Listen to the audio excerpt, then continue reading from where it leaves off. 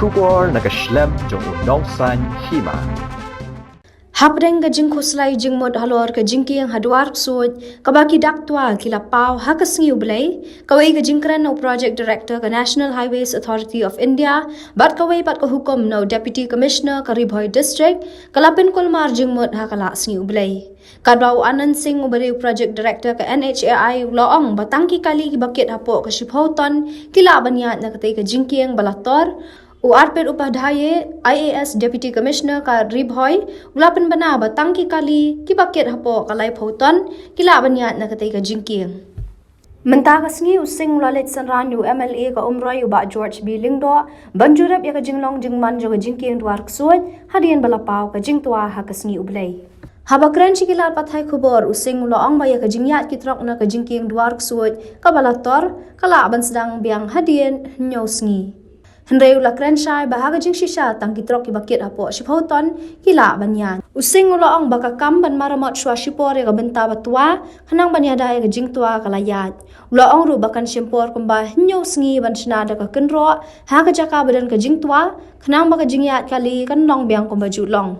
Haga juk kapor uloong bana kani ka jingking la banyat tang ki kali bakit hapo shiphoton. Haga bayde baka jingking thamai kabarang don hapdeng ka jingtay using loong baka jing pendap kan long hapo Henry benai. Hakawai pat kaliang Deputy Commissioner ka Ribhoi District haka hukum maulapan mi hapo ka kondon khat sao CRPC loong baka jing shnai ka jingking thamai duar ksud kalapan tlot ya ka kenro jong ka jingking duar ksud kabala bu jingmai ka ni ka jingking bat kabala ru ban bu jingmai ya kinong det nong wan.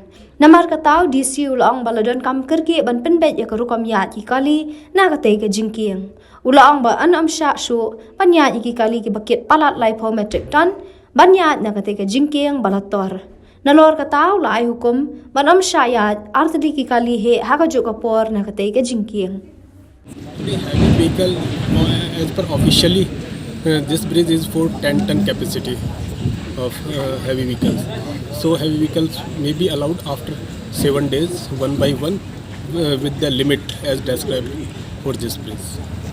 We have seen this. New bridge is constructed for taking sufficient load, and the new bridge is constructed in a very speedily manner. It will be completed. We are trying to complete this within 6 months. What will be the cost of that? Cost will be as per contract. Cost will be there. Haba phai pat sya hukum balapan mi haka khat arterik uyayong 6,000 arphuway daka Deputy Commissioner ka Ribhoi haka tukapor lapan benayar ba anam sya iki kali ki bak palat shiphoton banyat na ka jingking dobilat hadwar ksud. Kani ka jingking kadai ka ju kabalator. Ya ketika hukum haka khat arterik uyayong 6,000 arphuway lapan mi hadian balakhang no ya ka jingya ya ki kali na ka jingking nar lane ka Bailey Bridge.